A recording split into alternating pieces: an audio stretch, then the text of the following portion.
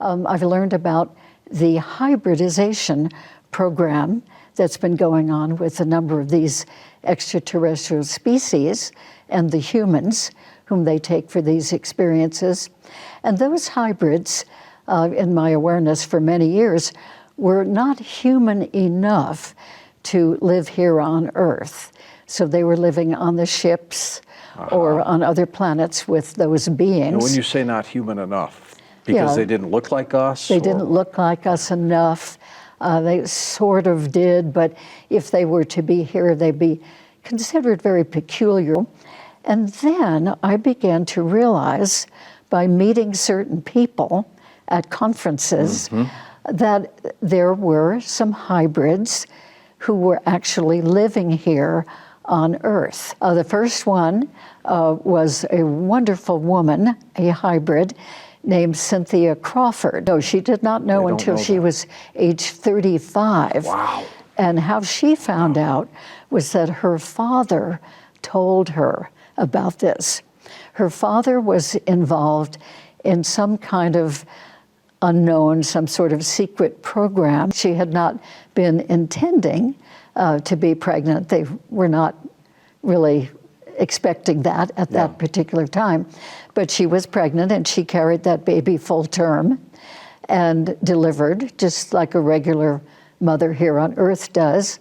And that baby turned out to be the hybrid Cynthia. Now, Cynthia... What a story, Barb. Oh, yeah. My gosh. Now, Cynthia didn't know that until she was age 35.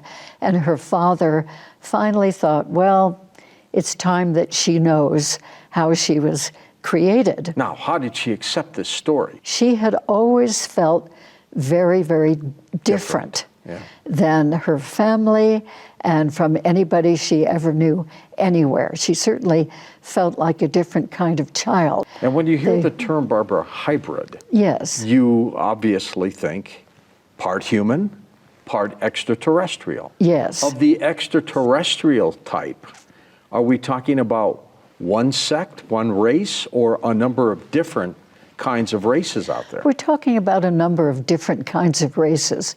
With these 8 hybrids whom I've come to know extremely well, they come from 25 different extraterrestrial races. Now, there may very well be other hybrids who are a mixture of still more different kinds of races. I don't know about that, but the 8 whom we studied have had 25 different races contributing their genetics to them. And that would include alien grays, the Nordiques that look like humans, reptilians. Right, it Pleiadians, goes on and on. Okay. Blue Arcturians. You don't think, though, that it's a program to replace us? No, I do not think it's a program to replace us. I think it's completely benevolent. Now, in saying this, I must admit that I'm certainly aware of the opinion of Dr. David Jacobs, whom I know personally. I think he's a great guy. I really enjoy him very much. It just happens that takes the other he has had people come to him who've had very different experiences in regard to ET human hybrids. And that whole view is a very, very pessimistic point of view. And it just happens that people have come to me about hybridization who have a very positive view. So all I can say is that maybe there's some of both. Maybe there are some hybrids who do intend eventually to take over the world. Hybridization to me means taking good parts of both and mixing them into one. What's the good part of the ETs that they're trying to give us? Oh, there are many, many good parts. For instance, they're very intelligent. They're very broad in their thinking, very open-minded. They're very psychic. They have healing skills. They read auras easily. They feel the frequencies. The hybrids have the vibrations, the frequencies of the extraterrestrials. And what do they want from us, Barb? What do we contribute here? Well, they recognize us as a very intelligent species and a very important species. For one thing, humanity, they say, has been comprised with extraterrestrial genetics from way back, probably in the beginning of what we consider humanity. Does the delivering doctor know that they're hybrids? No, the delivery doctor does not know that they're hybrids. Nobody knows. Even the parents don't know at that point that they're hybrids. But the parents do notice as the babies are developing into toddlers and young children, something. They notice that they're substantially different. Do we know how long they live? Well, so far, the oldest one, whom I know, is age 65. They seem to live normal human lifetimes. Could they go to 200, 300? I don't know if they could live beyond 100 or so. Time will tell. We don't know that yet. Is this hybridization program, the one that you've been studying, relatively new? Or has it been going on since the beginning of time? Well, really, all I know is that these people, the oldest of whom is 65 at this point, 66 maybe by now, I don't know if this has been going on for centuries and there were other hybrids. I suspect, but I don't know, that it might be this generation type of happening. Well, it's interesting. The Roswell crash occurred 2 years after we detonated nukes over Japan. That's right. Maybe they picked something up and went, whoa, they're now in this new age. Yes. We better get over there. Yes, that's right. I think that really caught their attention. So I think that extraterrestrials have been paying attention to Earth. UFOs have been appearing, way, way back in our history. Maybe at the very beginning of our human history. But I think there's much more activity now due to the fact that so many of these species are aware of what we're doing here and that we could be such a threat to them out there, as well as, of course, to ourselves. How many hybrids do you think are out there on the planet? Oh, I could only make a guess. I know of 8. David Jacobs knows of other ones. Could be millions. It could be millions. I'm not sure about that at all. Maybe thousands. It seems to me, Barbara, that they're trying to replace humans with hybrids. All of us. That's my feeling. Yeah. My own feeling about it, my own perspective, is that these hybrids, or the extraterrestrials, are not trying to take over humanity by creating hybrids. I know that David Jacobs does feel that. I do not feel that in any way at all. Could you be wrong? Evidence. Could you be wrong? It's possible that there are different kinds of hybrid programs going on. The hybrids I have come to know, about 15 of them quite well, that they have nothing to do with taking over the world. They had everything to do with being here to assist humanity, particularly to raise the consciousness as much as they can of humanity, and to even help with the process of what is called ascension. And ascension means raising the consciousness in creating the, or increasing the spirituality of humanity as a general, so that we will be treating each other better. Well, I hope so. We'll be treating the earth better. We should be doing that on our own. We should be doing it on our own, and we're not doing enough of it.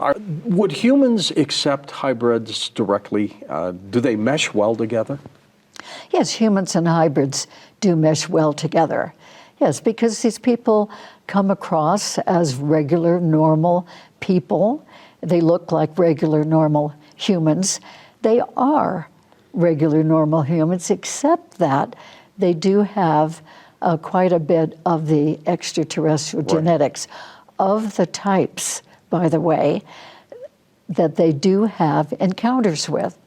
So an important point here is that all of the hybrids whom I know do have visits from and encounters ongoing with the extraterrestrial types that they have the genetics of.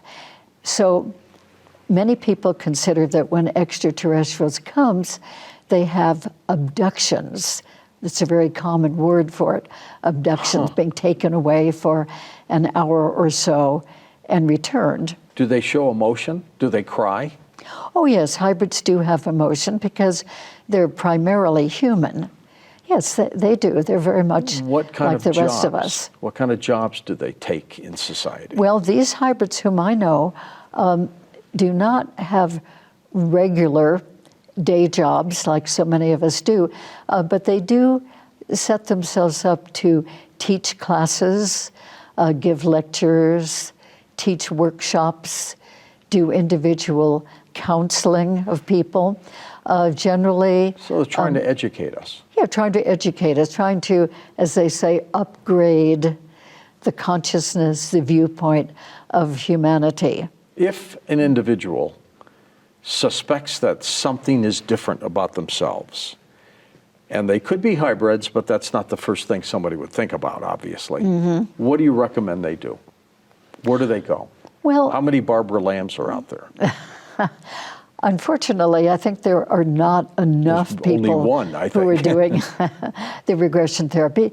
Most of the states have at least one person, and some of the other countries have one rare person who does this type of work.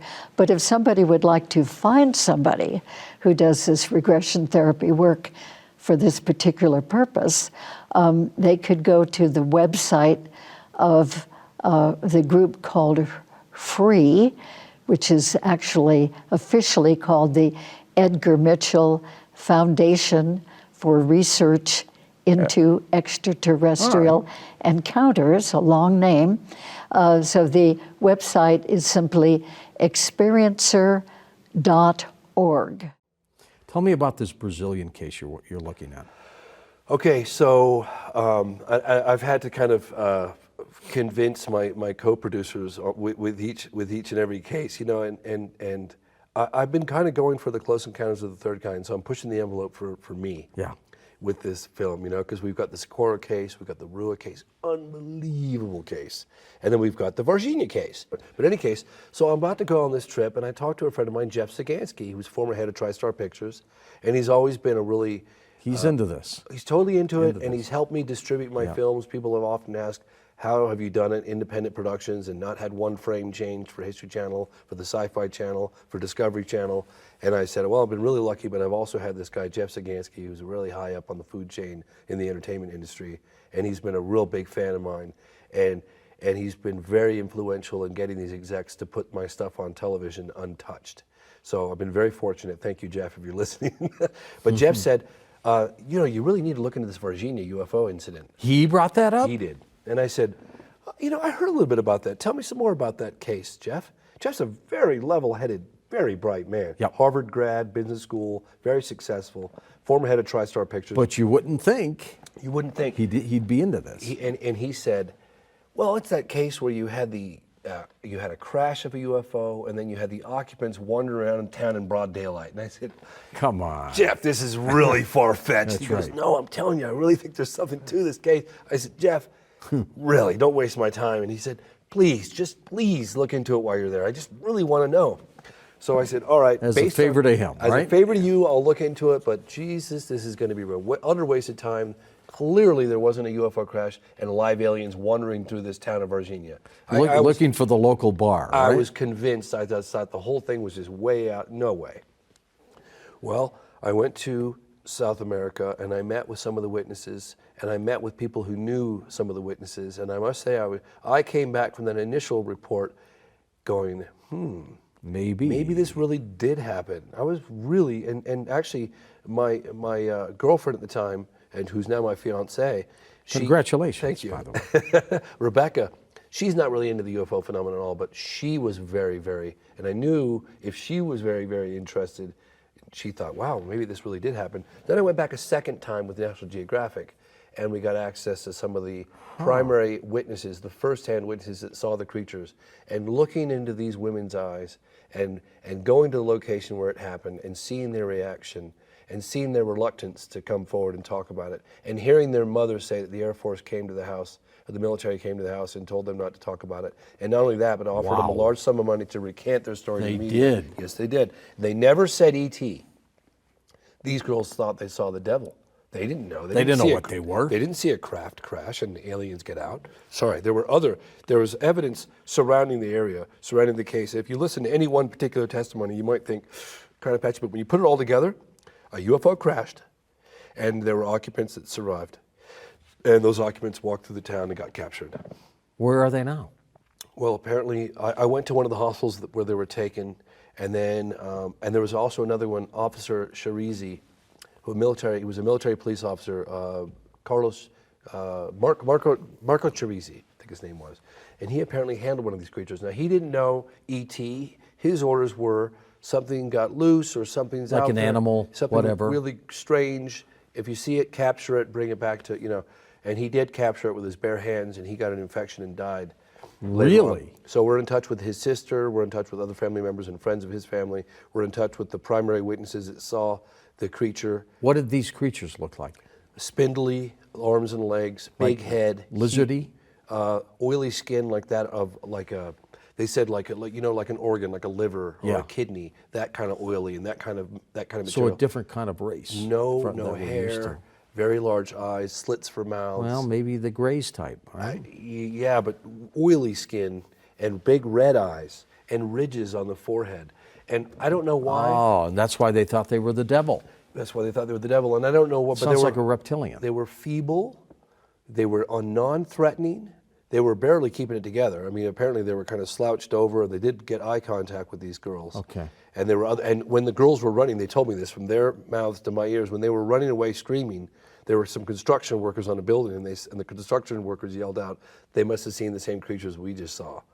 Yeah. So there were a lot of people in the town. And then I went to the town center. You know, like the town center, the little area where Yeah. everyone goes, has coffee, hangs out, plays cards, dominoes, whatever they're doing. People remember this? It was 1996. So I went around and I just started asking random people, and just about everyone in that town had a friend or a neighbor or a cousin or somebody that was involved with the case. So where are the bodies to these beings? Well, I understand that one of them was kept in Brazil, and from what I understand and what I've been told, and I don't have 100% confirmation, the Americans got one too.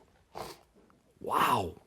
Yeah, I know. And this was a crashed craft? That crashed they came? craft, So yes. where's that? We're going to interview. Somebody's got that. Well, I haven't been to the crash.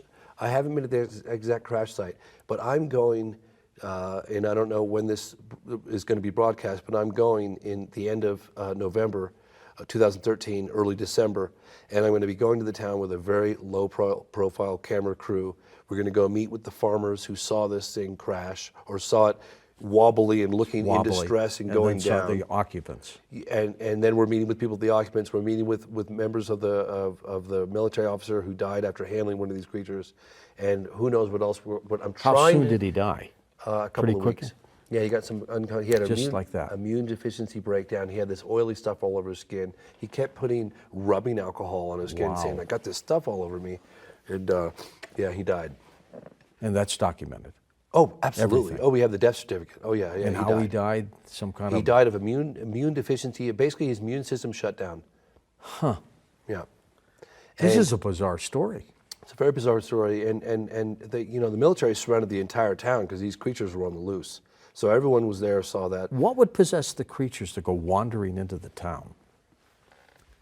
What were Your they guess- looking for? Your guess is good as mine. I mean, I don't know. What would you do if you crashed on a planet somewhere far, far away? I don't know what I'd do. I don't know what I'd do either. I'm not sure I'd walk into the city. Yeah, yeah. Hi, folks. Well, they're hiding in an adjacent field, but I don't know. They were feeble. They were easy to capture. Yeah. The girls said they were non-threatening. That one of them was kind of slumped over and looked them right in the eyes. One of the women, these women were traumatized by this whole thing. And like I said, they never said ET. But when you put the piece of the puzzle together, you see that a crash happened and that the bodies. Well, were survivors. and also the pieces of the puzzle, as I picked up from you and just talking about 701, the documentary, something's going on. Oh. There's no doubt at all that people are seeing these things ETs, something's happening. Steven Spielberg has Yes. done a couple great movies about extraterrestrials. Off a Hynek's book, Close Encounters of the Third Kind, and then E.T. the Extraterrestrial. Ever have a chance to talk to him or get his views on this? Well, funny you should say that, actually, because I've been trying to I've contacted presidents. I've gotten Jimmy Carter on camera briefly at a book signing. He saw something. Yeah, he did. I managed to get a brief phone interview with President Ford. I got a statement from President Clinton's office, actually, during 1999. Reagan was interested in this? Reagan was interested, but I didn't get access. I couldn't get a hold of Steven Spielberg if my life depended on it. I tried for nearly 20 years. Finally, at the end of I Know What I Saw production, Larry King said, why don't I take your film and hand it off to Spielberg and see if he responds to me. So I said, great, talk about having friends in high places. Because he knew him. Yes, he did. He even got a letter from him. From his office. Yeah. So Larry took my film, which wasn't totally complete at the time, I Know What I Saw, sent it off to Steven Spielberg and said, hey, check this out. This is the real life Close Encounters. Yeah. So Spielberg watched it, and I get a phone call. It's really funny. At about 10 o'clock in the morning, I get a phone call from CAA, which is the great agency. They represent me. Exactly. Yeah. CAA calls, and they said, Mr. Fox? I said, yeah. Steven Spielberg is watching your movie right now. I said, really? How do you know? Because he took it and he went into a room by himself and he's watching impressive. it. Yeah, and I said, wow. That doesn't happen. So the next hour and a half, I can't tell you the feeling. I was like, Steven Spielberg's watching my movie right now. So hour and a half, I called my dad was so excited. Everyone was so excited. And about hour and a half later, I get another phone call. And same woman, CAA, and she said, well, Steven Spielberg watched your movie. I said, yeah, and what? This is unprecedented that they would call you and even tell you oh, that. yeah, I promise you. Everything I'm telling you is exactly as it happened. And I said, okay, well, what happened? She said, well, I don't know. He went into his office and he wrote a letter to Larry and sent it to Larry. I said, there's the letter. We got it on the screen here. So, I'm champing at the bit to find out what happened, So Larry finally gets in touch with me and says, hey, I got the letter. I'll send it to you FedEx from our office. So I'll never, I live in a small town. The FedEx guy knows me, and he's kind of into UFOs. And I live. And they all know what you do, right? Yeah, they kind of. Yeah, So the FedEx guy knocks on my door, and he goes, "James, you're not going to believe this. You got a FedEx from Larry King, from CNN, from Larry King Live." I said, "Yeah, and it's a letter from Steven Spielberg inside." He goes, "Can you open it now? Can I see it?" He wanted to see it? Totally. I love it. So we sat there on the side of the road, ripping this thing open. It was really funny, and I read it. So the first person to have had access to that letter outside of Larry King and Spielberg was myself and the FedEx guy. That's great. And he was bubbling over with excitement. So anyway, so I got this letter, and this was right before the film was to be released, and distribution companies as well as A&E were like, wow, wouldn't it be amazing to have an endorsement like this from Steven Spielberg? Huge. Just his name and what he said. Yep. Compelling, right? I love it. I looked at it. Yeah, Whatever. and you have to read it very carefully. Read it very carefully to see there's actually a statement in there that's very, very interesting. Very interesting. So anyway, so I contact his office because I like to. I don't want to just release something without. I contacted his office in 2009 and I said, "Hey, Marvin Levy," I said, "It's James Fox. I've got a letter from Steven Spielberg about my movie, and I'd like to extract a quote from it and use it to promote my movie." Ooh, he goes, "Oh, well, you have a letter? He doesn't usually watch people's. He doesn't endorse. He got kind of nervous, right?" And my father, the whole time, bless his heart, he died last year, my dad. But my father was going, "Well, you got the quote. Just use it." And I said, "No, I really got to get from You could have used it. I could have, yeah. Technically, I could have, but So Marvin Levy said, Steven Spielberg would really prefer it if you didn't use that quote." Really? Yes. I love it. James, I want to thank you for being on Beyond Belief. Oh. Good luck. 701. What's the website again? 701themovie.com. You're going to have to watch it when it comes out. I'm George Norrie. This is Beyond Belief. The footage that was seen from a portion of the space shuttle mission STS-48 is highly, highly interesting and clearly one of the best smoking guns that we have for proof of UFO activity taking place in low Earth orbit and of countermeasures against those UFOs from some alleged entity on Earth. The amount of secrecy involved in the UFO cover-up is truly astonishing. once you start to assimilate the knowledge that we are sharing with you in this program, you can't look at the world the same way ever again. And that is what you would call the paradigm shift. But in this case, the paradigm shift is so large that every fundamental assumption about life on Earth and about what the universe is and the nature of consciousness and the nature of biological life, we find out that we're not so special, we're not so unique and priceless. Humanity might be far more widespread than we believe, and I think that makes some people worry that we might be more expendable because we're not the only jewel of conscious life in the universe. However, we are told that we are in fact very precious and we are highly guarded. But why the secrecy? What is the objective here? The Brookings Institute is one of Washington, D.C.'s oldest think tanks. In the early 1960s, they were tasked by NASA to answer a single question. What would happen to humanity if we discovered evidence of alien activity in outer space? Their answer became known as the Brookings Report. In 1960, a think tank called Brookings Institution came out with a special report in which they had gone in and investigated the question of disclosure and the widespread revealing of the existence of intelligent extraterrestrial civilizations visiting the Earth. Based on certain classic memes, such as the infamous 1939 War of the Worlds radio broadcast hosted by Orson Welles, in which allegedly people thought they were being invaded by Martians, people started stuffing wet towels up their chimney, they started freaking out, believing the world was over. This and other events made the Brookings Institution conclude that they could not tell us the truth because it would be a fatal blow against the stability of civilization as we know it. Rumors that there was a close encounter with aliens at Holloman Air Force Base had been swirling since at least the 1970s. There is even a supposed film of the flying saucer landing. There was an alleged contact between extraterrestrials and the U.S. military-industrial complex that took place at the Holloman Air Force Base.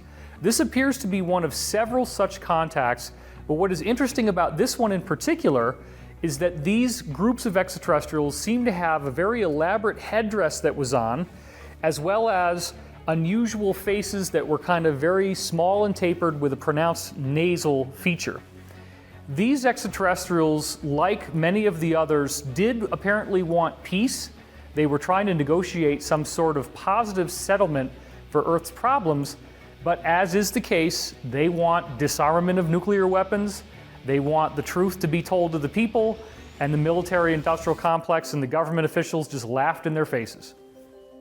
Teller wrote a letter to President Reagan warning him about dangerous aliens, and he did it because he was probably blocked from having any direct communication with the president on the issue. Now, we know, according to the Serpo documents, that Reagan was probably briefed in 1981 on the aliens, but what they told him was kind of a nice story. I mean, he was told that 4 out of the 5 alien species we know about are friendly, and some of them might even help us if the bad ones went after us.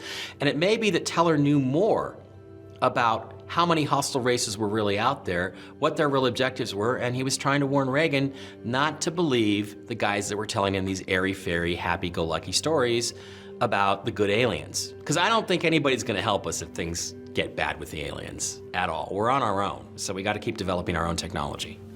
When we start getting into the upper, highest level echelon of the cover-up of the UFO phenomenon, I still feel that I need to be careful and researchers need to be careful.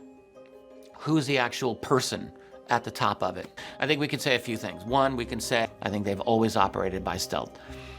So they have an interest in maintaining a cover of secrecy.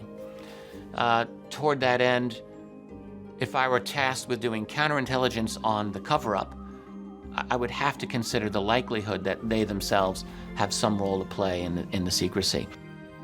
There is a story about a famous remote viewer by the name of Pat Price back in the 1970s.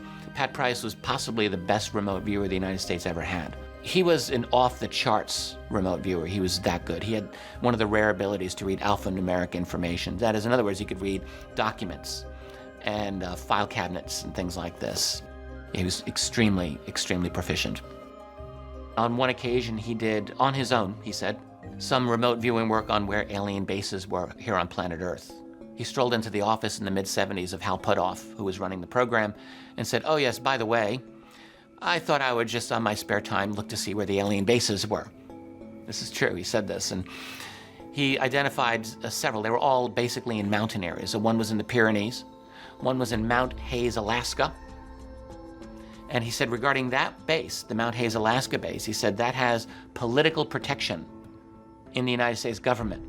He said they have their people in the US government who are making sure that no one pries in on that base. And in fact, what Pat Price said to Puthoff about that base is when he was remote viewing it, they began remote viewing him, and he pulled away out of fear. So if that's true, then that would seem to indicate to me that there is some level of collaboration and or control that is being exercised by them within our society. In the 1980s, documents surfaced that suggested that President Truman in the 1950s was so worried about the alien presence that he created a secret group of men to look into the subject.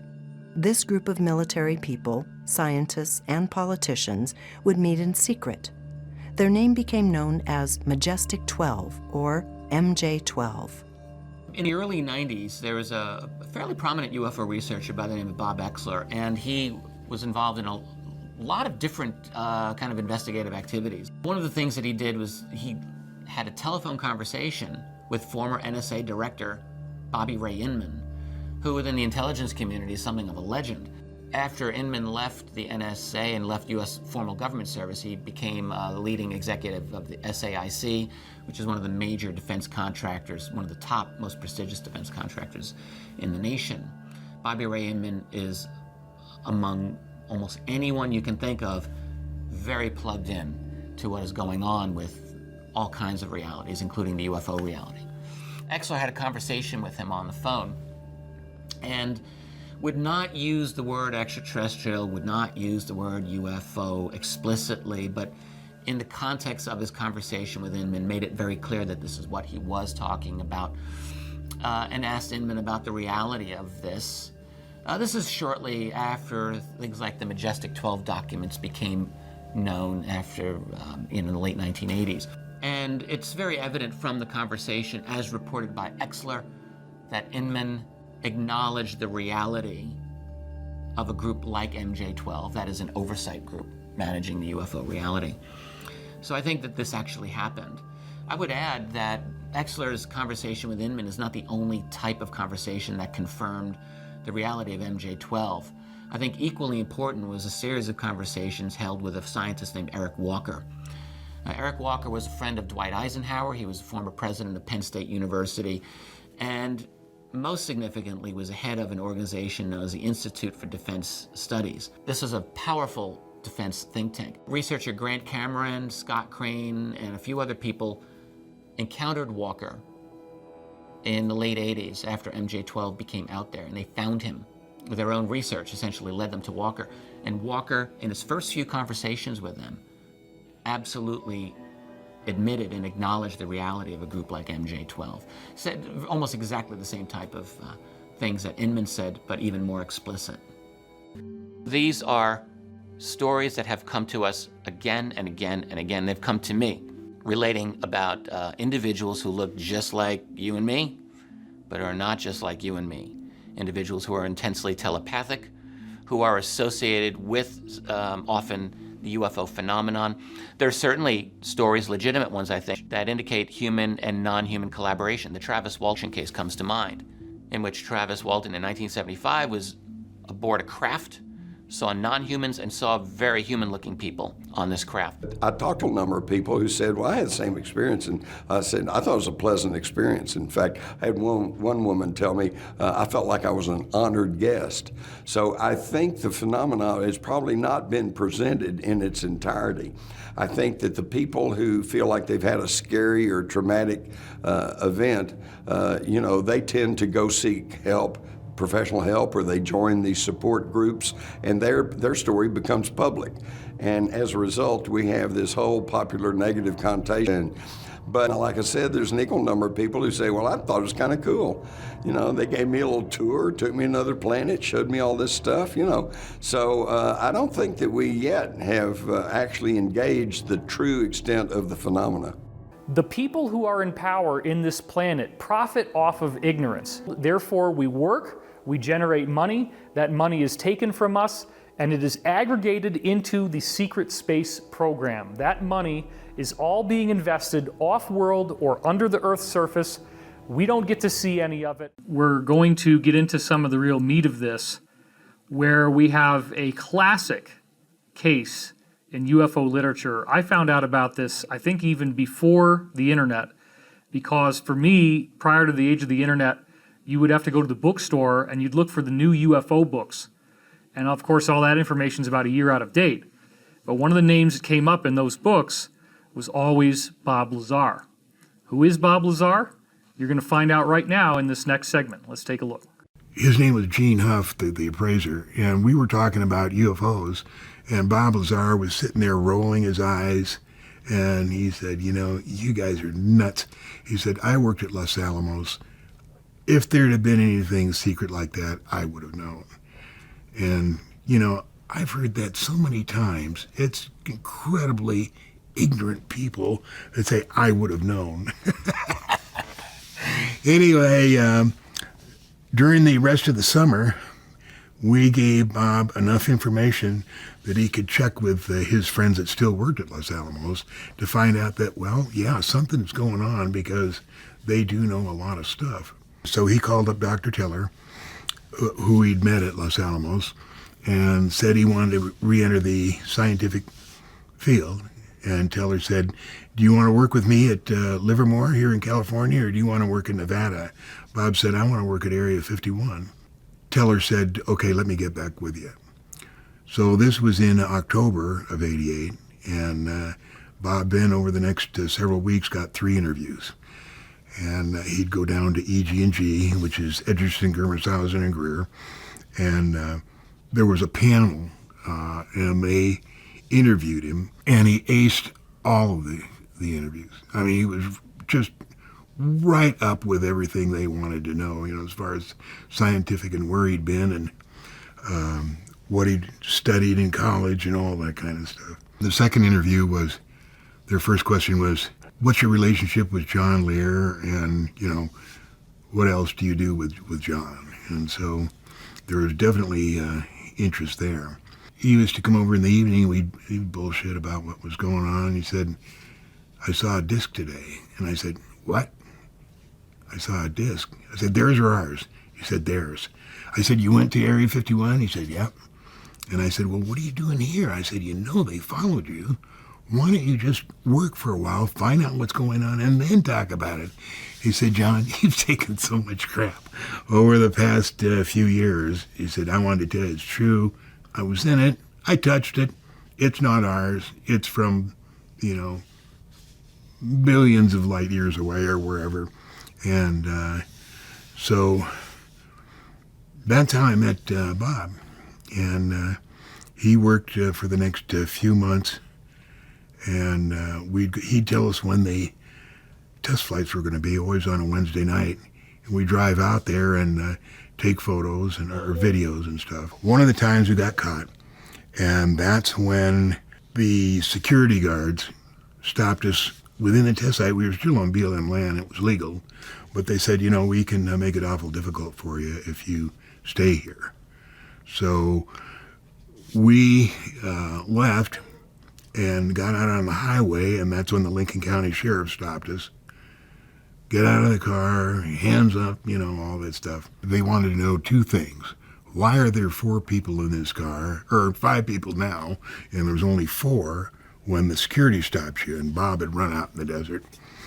Then the other thing was, where's the 9mm? Because Bob had said he got the 9mm.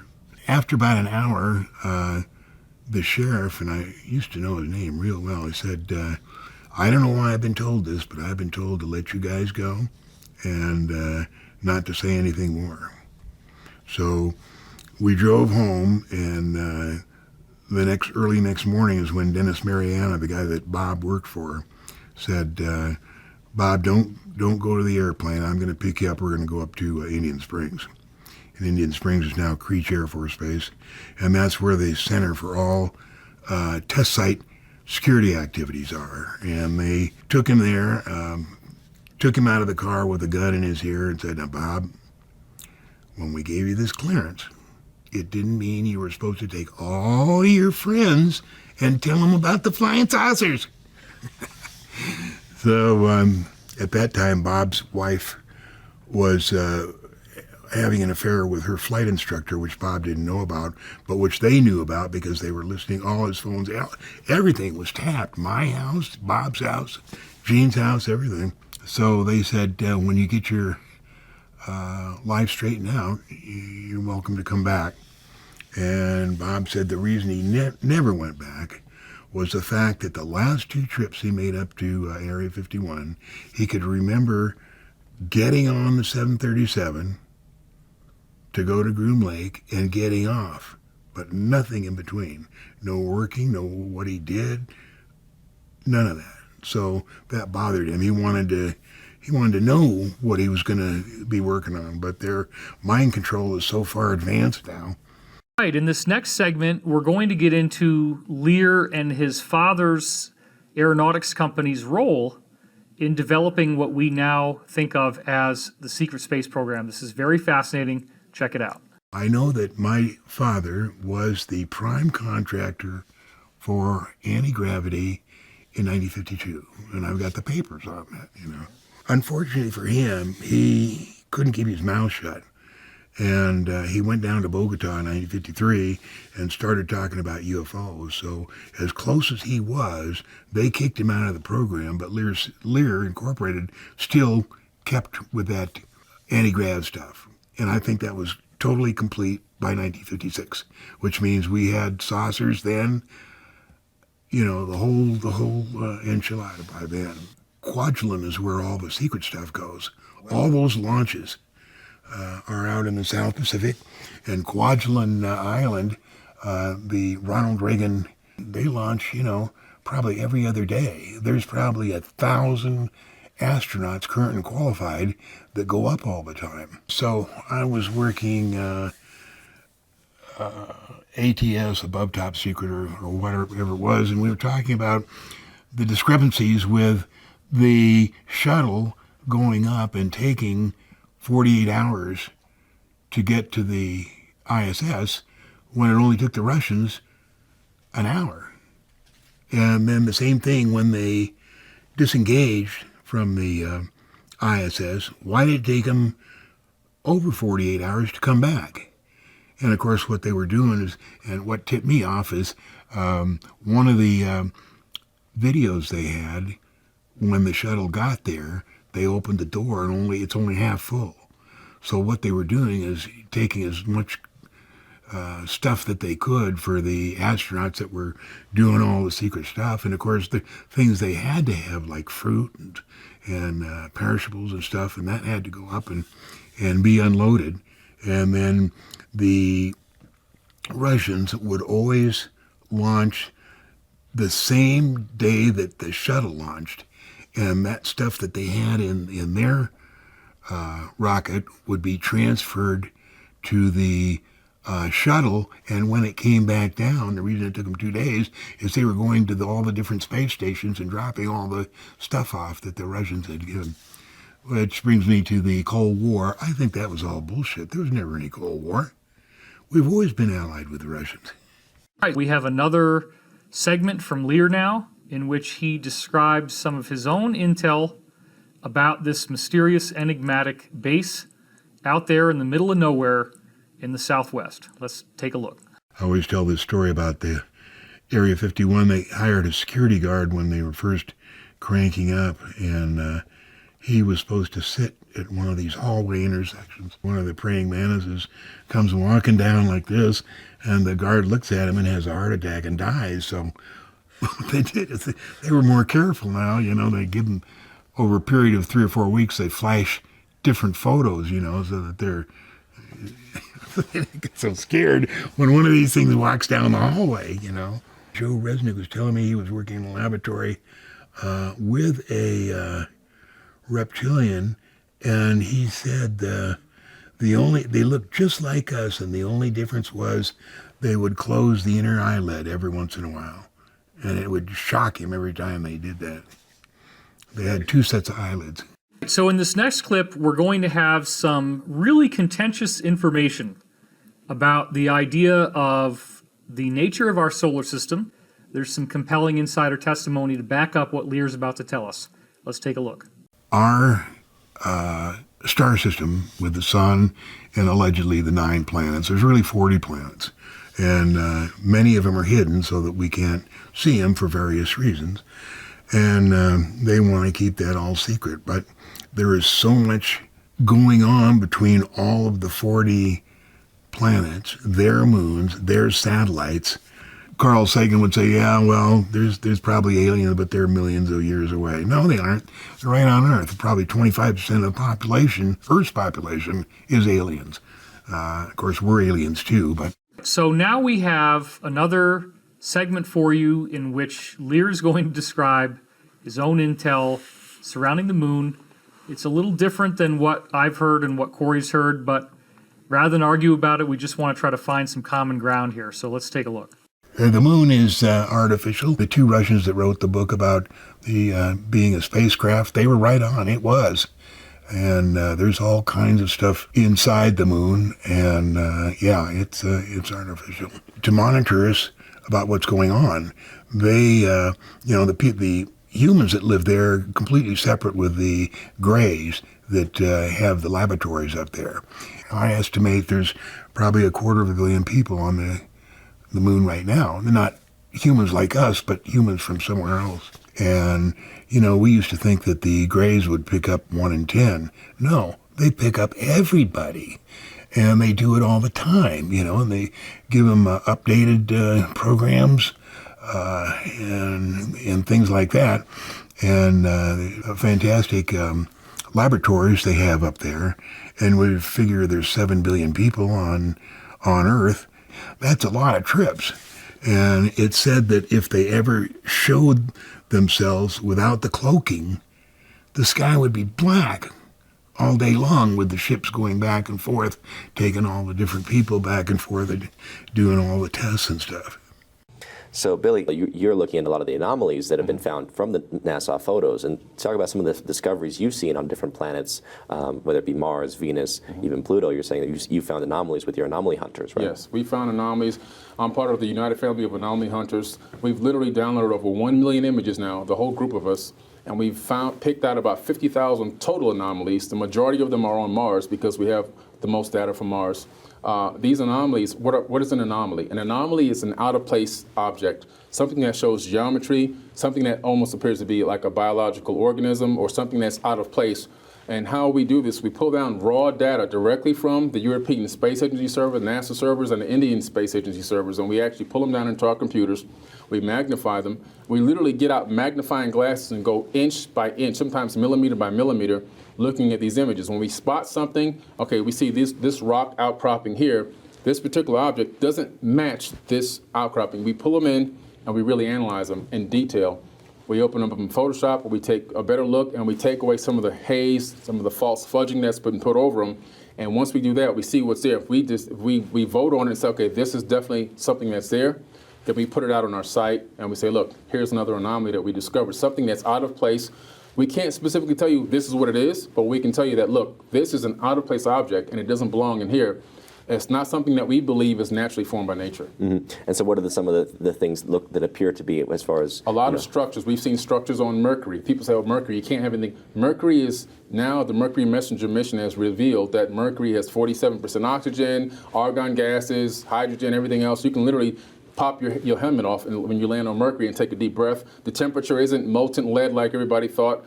Only at the equator it's extremely hot, but towards the poles, you actually get a normalized temperature because Mercury takes 61 days to spin on its own axis. So most of the planet's never in the direct sunlight. We found structures there, structure after structure after structure. And these structures, one of the biggest ones that I discovered, made the international news.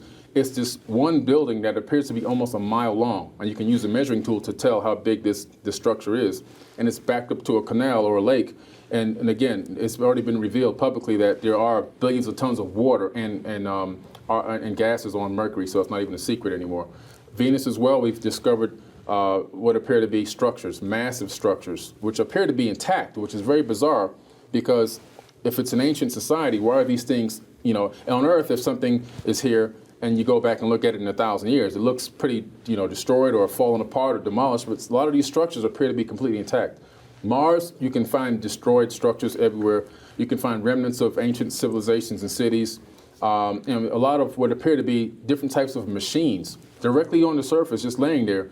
But the majority of Mars has been washed over. You can see where it had a global flood, and a lot of the stuff has been destroyed. And a lot of the moons that orbit Saturn and Jupiter as well have evidence of pyramids. All of these, by the way, have pyramids. Pyramids on our moon, pyramids on Mercury, pyramids on Venus, all the way across the whole solar system.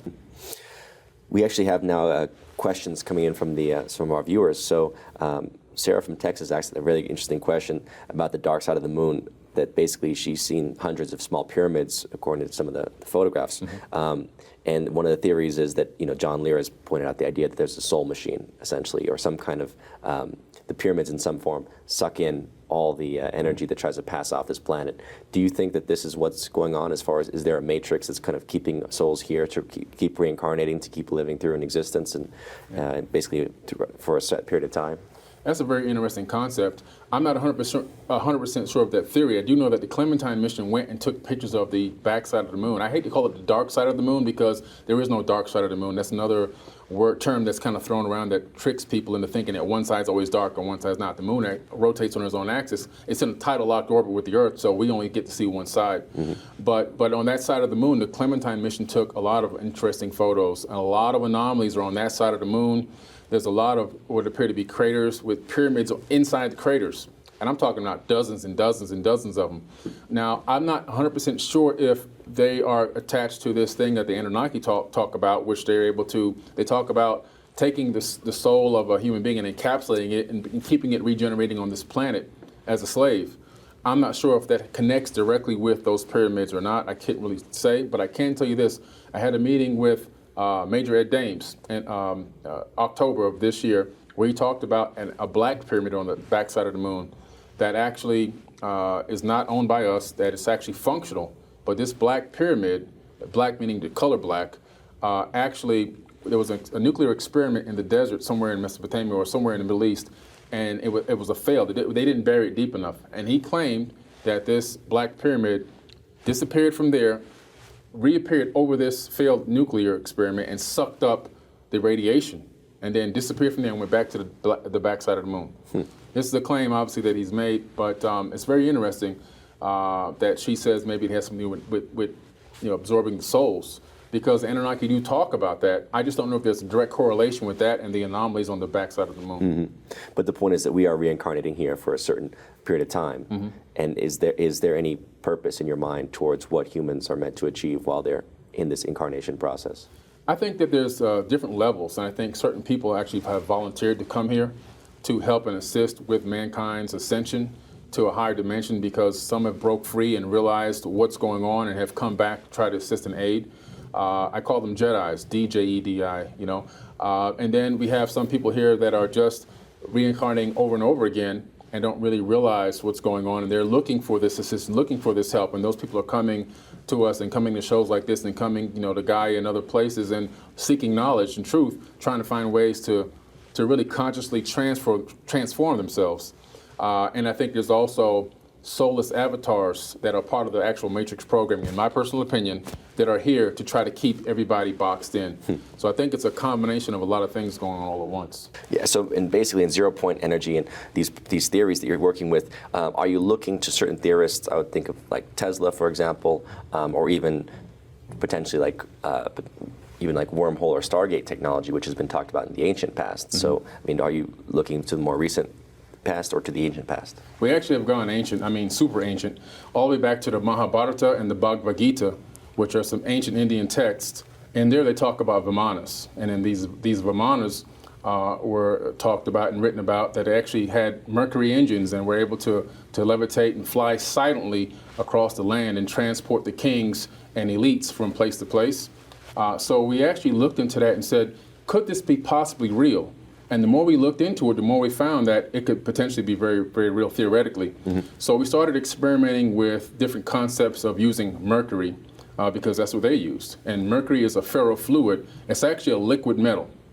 So we discovered that by putting this liquid metal into a torus, which is a steel torus with a reverse magnetic field inside of it, to keep the actual fluid from the ferrofluid from touching the inside.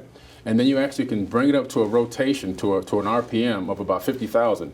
Once you do that, and then pressurize that torus to about 250,000 pressures, you then get this amazing anti-gravity bubble.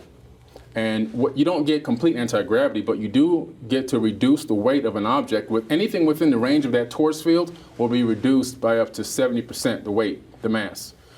So these are some of the theories that we're experimenting with, and we're very excited about it because it really looks like we'll be able to provide something that could potentially provide an anti-gravity or reduce the mass of an object. So you see these companies that are basically working to privatize the space endeavors, companies like SpaceX and Virgin Galactic. Do you think that this is ultimately a benefit for mankind's initiative towards traveling towards space, or will these companies ultimately just privatize the gains and basically keep them secret from the public? It's going to work a little bit both ways. Some of the technology and some of the discoveries will be provided to the general population or the citizens of this planet, but not the really big ones. And I think, and I can't say this for sure, but I think that's in part because they've probably signed agreements with the military-industrial complex, NASA, or whoever it is, the bigger organization, to keep some of the bigger discoveries top secret, because it's got to go through a filter first. I mean, they just can't go out there and say, look, we found this entire civilization with all this technology laying around. Look, everybody, it's going to go through a step-by-step process, and then the powers that be will then decide who gets access to what, who gets a chance to see what. Overall, the private industries will profit significantly from this, and I think that the citizens of the world will be spoon-fed a little bit at a time. So why is it that the government, over the past few years, especially under Obama, for example, they cut back on NASA's manned endeavors towards space, for example? What is the motivation to cut back on NASA, which does seem to have been a tremendous initiative for a lot of what we know as far as the probes of space and whatnot, but also it seems that there is sort of a deep cover element within NASA as well. So do you think NASA is ultimately losing power and they're transferring more of a role to the private companies, or is NASA still a prominent component in the entire endeavor to understand space? Well, that's a very good question. Now, what's happening is NASA is a front for a much bigger program, the SSP, or the Secret Space Program. And what NASA is planning to do basically is they're going to continue to progress through private space, because through private space you can actually cover a lot more things up. When you're a public or public access type of company, or a company run by the government, then people can put in Freedom of Information Acts. They can request information. They can say, hey, where are our dollars are going here? What's going on? We need to see what you're doing. This is why NASA releases those images from Mars and Venus and Mercury and all these other planets we go to, because they have to. But if it was done by a private space industry, they wouldn't have to release anything. So through private space, you can keep things a lot more secret, because you bypass the whole government objective, and you bypass the citizens, really. So you can really get a lot more things done behind the scenes than you can by staying public. So what do you think is the ultimate, let's say, purpose or destiny of man when it comes to space travel? Do you think that humans will ultimately be going and colonizing Mars in the coming millennia, for example, or do you think that ultimately it will basically space travel will be secured for a small elite group that perhaps are even traveling in space, in your opinion? Well, I think that the biggest objective overall for space travel is to secure the human race. Unfortunately, it's a very small list of people that are allowed to get access to these breakaway civilizations. And I really do believe that there probably are multiple breakaway civilizations right now and expanding. And I think that they're looking for specific types of genetic makeups, people with different types of abilities, whether it be technology, whether it be sciences, whether it be even construction. So I think that there's a very small, hand-picked group of people that are going to these breakaway civilizations and starting these infrastructures. And I think that overall, in general, the general population, for the most, might not even never know about it, or maybe many centuries down the road will then eventually have free access to go back and forth. But I think initially it's going to be kept to the elites. Absolutely. Fascinating interview. Thank you so much for your time, Billy. Really appreciate it. Appreciate it. Thank you.